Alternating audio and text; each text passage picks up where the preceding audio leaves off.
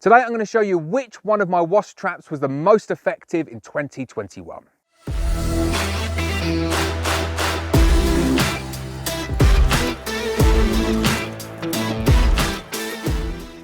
Hi, I'm Lawrence Edison Black Mountain Honey. Welcome to another episode of No Nonsense Beekeeping. Earlier on this year, I bought a 35-pound wasp trap, a 5-pound wasp trap, and a 1-pound wasp trap. And I showed you all of them, I showed you how they worked, and I said I would come back and show you the results and tell you which one I thought was the best and also the best value for money. The time is now here to show you the results of my 2021 wasp trials. That's what I'm going to do in this video. So before anybody starts bashing me for killing wasps, I'll give you a little bit of background as to why I bought these traps, what I used them for, and how I've used them this year.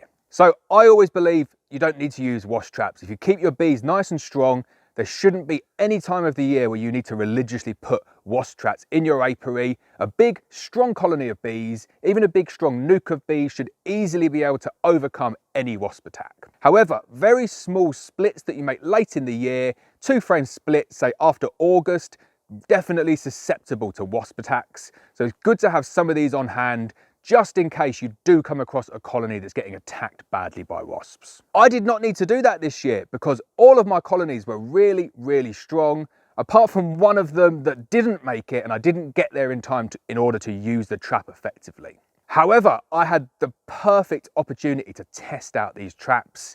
And what happened is I took all of my honey crop off, I went and put it in my extraction room, I keep the temperature nice and warm in there, about 30 degrees. I leave it for a couple of days, and what happened was I went back to the extraction room and the wasps had managed to get into that extraction room. They'd only probably been there for about 24 hours, but it looked like a horrendous swarm in the sky. They were all coming down, all going through this little crack, all going back out again. It was like Christmas had come early for these wasps. So it was the perfect opportunity for me to test out these traps. Really, really good test of all of these traps. The first trap that I'm going to talk about is this one, and I'm going to be so quick on this one as well. This trap was £5 and it was useless, absolutely useless. The wasps just weren't interested in going into it, and then when they went into it, they just found it really easy to get out of it. I watched them going in, I watched them coming out, and I watched them ignore it. Really not a good wasp trap. So straight away, I'm eliminating this one. £5, got no time for this one whatsoever. The next two wasp traps are very, very similar in the way that they work. So you've got essentially somewhere to hang like that, and then you've got a chamber where the wasps go down, they get stuck in that chamber, and then they just get stuck in whatever bait you put in the bottom. One of them's a lot more elaborate than the other one though, and it's got a few more gizmos, and it costs about 35 times the cost. So these ones here, I bought these from Bee Equipment. I think I paid £5 for 5 of these, and then obviously you just use your own bottles. The Wasp-bane traps, which I thought were going to be really, really good. It's not that they weren't as effective as these. They were pretty similar actually in terms of their effectiveness. It was just that one of them was £35 for one, and the other one was £1 for one. And the thing that really annoyed me about the Wasp-banes, and it's the reason that I just can't recommend them to you, is that I put it up to do this experiment when all the wasps were going into my extraction room, but I'd previously baited it up about 2 months before, and I had it at home, kind of on my patio where we get lots of wasps, so we have barbecues, and some wasps were interested in it. I probably caught maybe 20 or 30 wasps in it, but the bait that I'd used had gone a little bit mouldy. The activator that had gone in there recommended that you had to keep on topping it up. And all I wanted to do with the Wasp-bane was to empty all of the bait juice out and to put some fresh bait juice in there because I knew that was going to attract the wasps. And the Wasp-bane is designed so you can't do that. It is designed that way. There's no other way to explain it. You can't get the liquid out. It's designed that way in order to make you buy more of them and in order to make you use the activator sachets that cost money.